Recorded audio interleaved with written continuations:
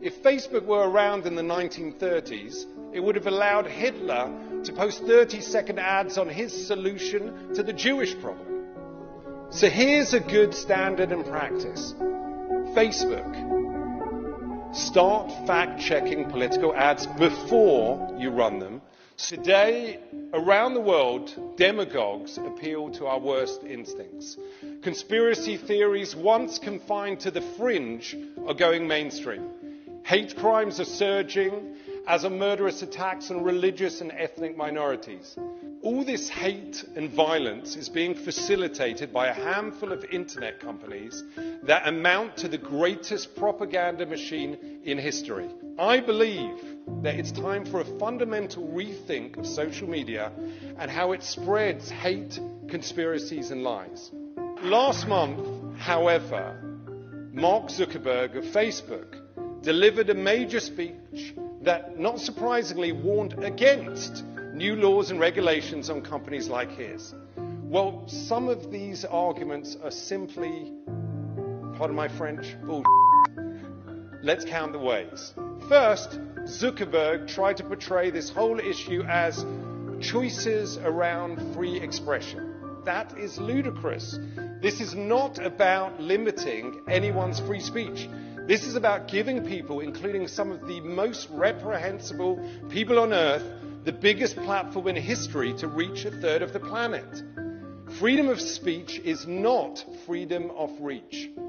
Sadly, there will always be racists, misogynists, anti-Semites and child abusers. But I think we can all agree that we should not be giving bigots and paedophiles a free platform to amplify their views and target their victims. Second, Mark Zuckerberg claimed that new limits on what's posted on social media would be to pull back on free expression. This is utter nonsense. We're not asking these companies to determine the boundaries of free speech across society. We just want them to be responsible on their platforms. Third, Mark Zuckerberg seemed to equate regulation of companies like his to the actions of the most repressive societies. Incredible. This from one of the 6 people who decide what information so much of the world sees. Here's an idea. Instead of letting the Silicon Six decide the fate of the world, let our elected representatives, voted for by the people of every democracy in the world, have at least some say. Fourth, Zuckerberg speaks of welcoming a diversity of ideas. And last year he gave us an example.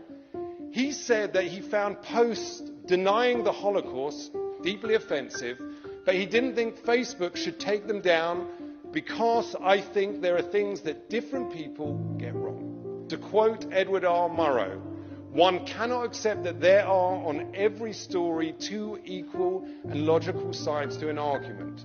We have, unfortunately, millions of pieces of evidence for the Holocaust. It is an historical fact.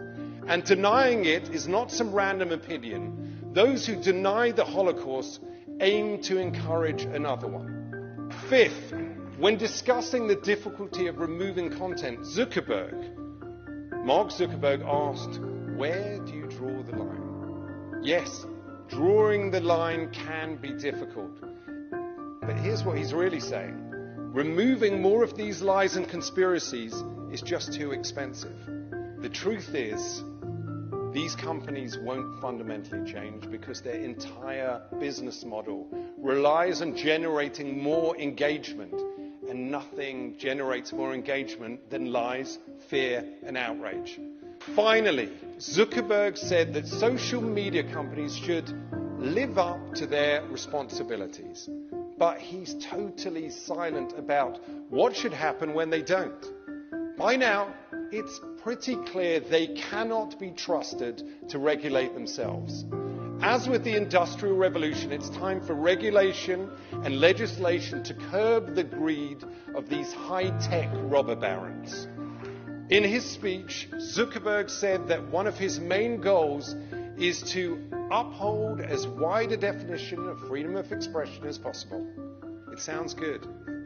Yet our freedoms are not only an end in themselves, they're also the means to another end, as you say here in the US, the right to life, liberty, and the pursuit of happiness.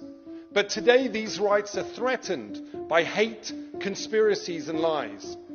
The ultimate aim of society should be to make sure that people are not targeted, not harassed, and not murdered because of who they are, where they come from, who they love, or how they pray. If we make that our aim, if we prioritize truth over lies, tolerance over prejudice, empathy over indifference, and experts over ignoramuses, then maybe, just maybe, we can stop the greatest propaganda machine in history. We can save democracy. We can still have a place for free speech and free expression. And most importantly, my jokes will still work. Thank you very much.